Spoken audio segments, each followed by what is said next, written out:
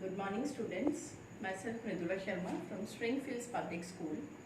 As students in chapter 7th double entry system, we have discussed the very first question, okay, what do you mean by double entry and what are its features or principles. In that question we have discussed about personal and impersonal aspect. Now the second question is regarding that, what is classification of accounts, that according to our double entry system we are going to record all our transactions into our book journal according to some specified rules. Now what are those rules that we are going to discuss in this question? So this is our topic, classification of accounts. Accounts are generally basically classified into two types, personal account and impersonal account.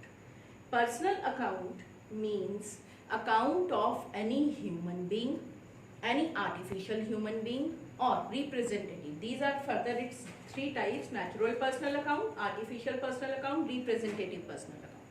तो personal account में हम human beings के, चाहे वो natural human being है या फिर artificial person है, artificial person means any firms companies account that we consider into account. So there is one specified rule for this personal account also. The rule is debit the receiver, credit the giver.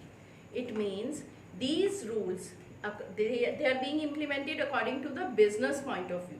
कि business में जो भी receiver होगा उसके account को हम debit करेंगे. This is the abbreviated form debit को लिखने की. DR और CR means this is called credit and this is debit. So this is the rule. Now these accounts are further classified into three types. The first one is natural personal account.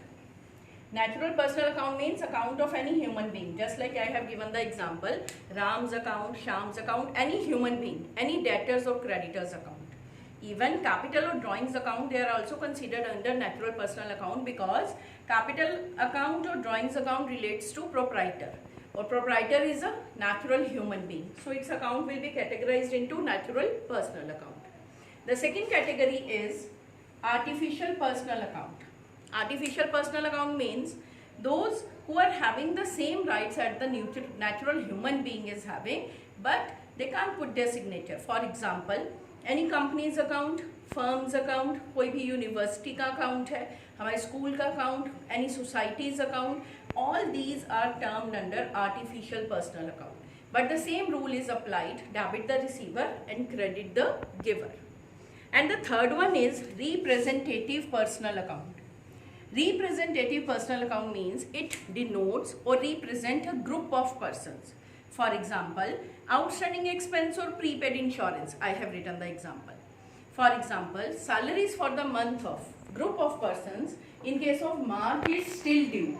The business hasn't paid its employees the salaries. So it means that will be termed as outstanding salary. So it denotes a group of persons to whom salaries are to be still paid. So it is termed as representative personal account. So under personal we have divided it into three parts: natural, artificial and representative, and the rule for this is debit the receiver, credit the giver. These rules we must know. Then come to its impersonal aspect. Under impersonal it is further divided into two categories: real account and nominal account. Now what does this real account means? Real account means account of all assets and properties of the business. Business के पास जितने भी assets हैं उन सब के account को हम real account के अंदर लेते हैं. For example, land and building, plant and machinery, any vehicle, furniture, cash, bank balance, stock, any computer, fixture, anything, यानी all the properties of the business, they are being categorized under real account. Now this real account is further divided into two types: tangible real account and intangible real account. Tangible means those who are having their physical existence and they have their value in money terms also. We can see and we can touch. For example, such assets just like vehicle is there, furniture is there, your cash is there. So you plant, machinery, land, building, furniture, stock. So these are termed under tangible real. Intangible real means those who do not have any physical existence but still they have their value in money term.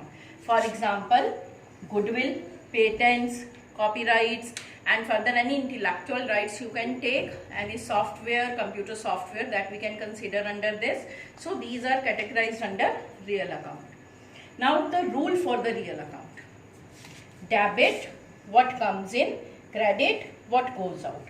According to these rules only, we are going to record all the business transactions into our journal. So these rules must be clear to you and under which category they belong. Okay, they come under real account. So real account mein this rule is there, and these things they come under the personal account, and personal mein rule hai debit the receiver, credit the giver. Then after that we are having the nominal account. Nominal account means account of all incomes, expenses, losses and profits. इन चार चीज़ों में business के point of view से any expense, for example expense में salary paid, any rent paid और any other expense, wages हो गए या कोई भी आपने एक्सपेंस पे करा, टेलीफोन का बिल है और anything you are paying, and any income you are receiving, any interest received, dividend received, rent received, commission received, any profit and loss on the sale of assets, so those will be considered under nominal. So there is no further categories are there. There is a rule for nominal, that is debit all expenses and losses, credit all incomes and gains. यानी business के जितने भी expenses या losses होंगे तो हम उन्हें debit करेंगे और कोई भी इनकम्स या गेन्स होंगी हम उन्हें क्रेडिट करेंगे. तो according to these 3 rules further we are going to record all our business transactions into our book that is called journal. So this question is very important from the practical point of view also, and you must learn this question also. Write down the main rules in your notebook. Even I'll send you in the form of PDF also this question, the detail of this question as well as the meaning and features that we have discussed earlier, the double entry. These 2 questions you must learn properly and note down in your notebook also. I hope these questions are clear to you, because in the next video we'll start with our practical aspect, journal, and these rules. Then we'll consider at that time. Thank you and have a nice day.